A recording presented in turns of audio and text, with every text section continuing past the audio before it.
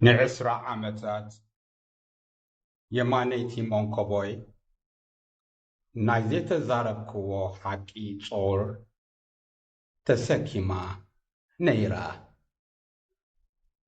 እቲ ኣብ 2007 ዝተቐባእኽዎ መንፈሳዊ ቅብኣት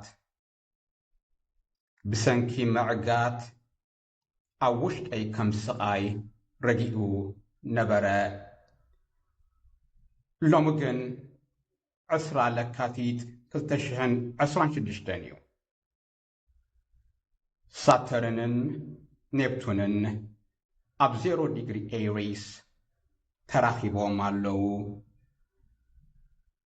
እቲ ኦሻኒክ ትሩዝ ሕጂ ምስ ላዮኒክ ፋየር ተዋሃሂዱ ኣሎ። እቲ ዘይተገልጸ ድምፀይ ከተንፍስ ጀሚሩ ኣሎ።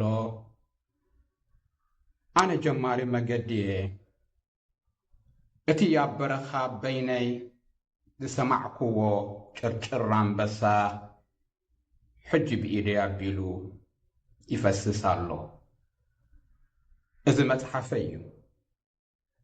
እዚ ድማ ድምፀይ እዩ።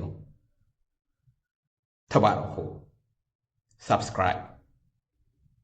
Bye.